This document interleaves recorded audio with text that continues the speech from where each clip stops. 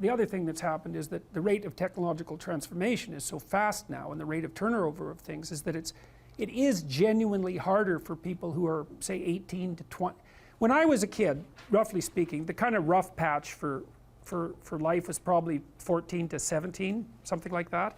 Now I think it's 18 to 25, something like that. And I think the reason for that is that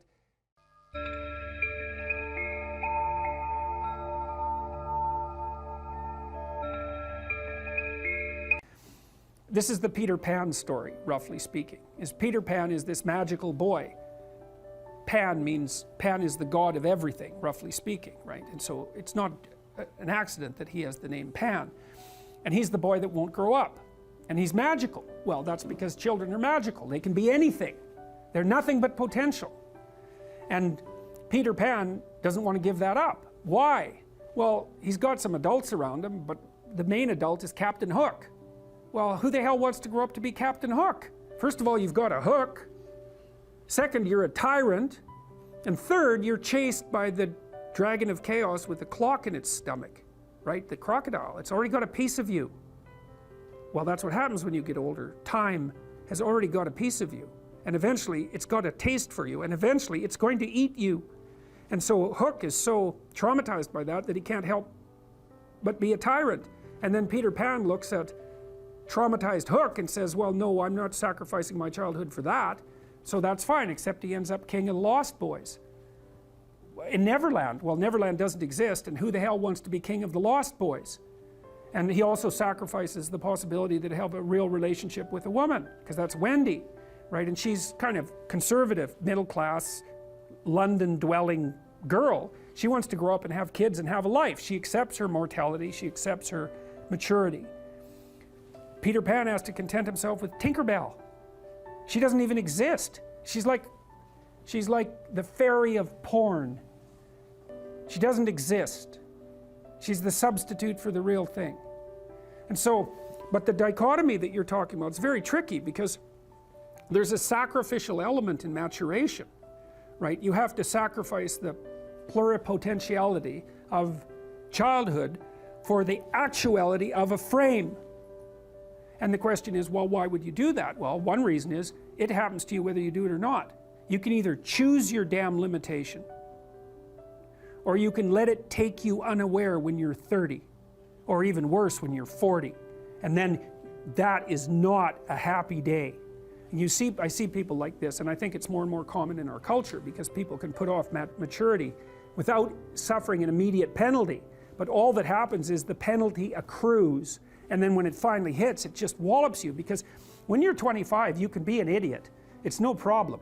Even when you're out in a job search, it's like, well, you don't have any experience and you're kind of clueless. It's, yeah, you're young, you know, it's no problem. That's what young people are like, but they're full of potential. Okay, well, now you're the same person at 30. It's like people aren't so thrilled about you at that point. It's like, what the hell have you been doing for the last 10 years? Well, I'm just as clueless as I was when I was 22. It's, yeah, but you're not 22. You're an old infant, right? And that's an ugly thing, an old infant. So part of the reason you choose your damn sacrifice, because the sacrifice is inevitable, but at least you get to choose it. And then there's something that's even more complex than that in some sense, is that the problem with being a child is that all you are is potential, and it's really low resolution. You could be anything, but you're not anything. So then you go and you adopt an apprenticeship, roughly speaking, and then at least you become something. And when you're something, that makes the world open up to you again. You know, like if you're a really good plumber, then you end up being far more than a plumber, right? You end up being a good employer. Not that plumbers, I'm not putting plumbers down. It's like more power to plumbers. They've saved more lives than doctors. So, hygiene, right? So, you know, if you're a really good plumber, well, then you have some employees, you run a business, you train some other people, you enlarge their lives, you're kind of a pillar of the community, you have your family. Once you pass through that narrow training period, which narrows you and constricts you and develops you at the same time, then you can come out the other end with a bunch of new possibility at hand. And Jung talked about that. He thought that part of the proper path of development in the last half of life was to rediscover the child that you left behind as you were apprenticing. And so then you get to be something and regain that potential at the same time. Very, very smart. Well, he was very, very smart. So that's very wise thing to know. So, yeah. Sacrifice. We'll talk more about that too. You get to pick your damn sacrifice. That's all. You don't get to not make one. You're sacrificial whether you want to be or not. That's a good thing to know as well. So even though it's rather, it's a rough thing to figure out. But other questions? That thing you just said about noticing it more and more in people late into their 20s. Yeah. What do you think about that? Where do you think that comes from in terms of the culture we live in? I think universities facilitate it. Because you can go to university to not be something instead of going to university to be something. And it's Pleasure Island. And the price you pay for it, especially in the US, is debt. And you're enticed into it because the administrators can pick your pocket. So they rob your future self while allowing you to pretend that you have an identity, right? Very nasty. And you can't declare bankruptcy with your student loans in the US. It's indentured servitude.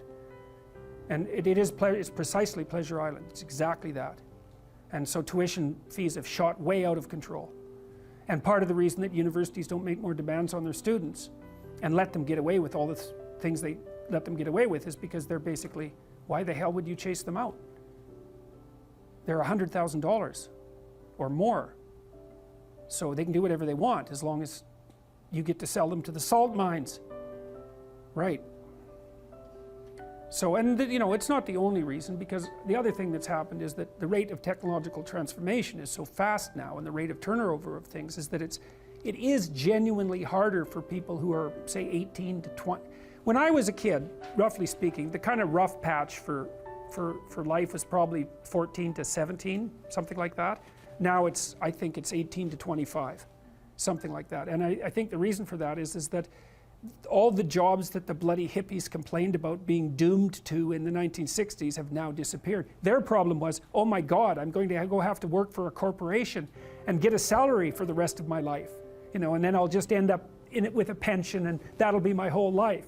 It's like, well, it seems like a lot better deal than an endless round of part-time Starbucks jobs.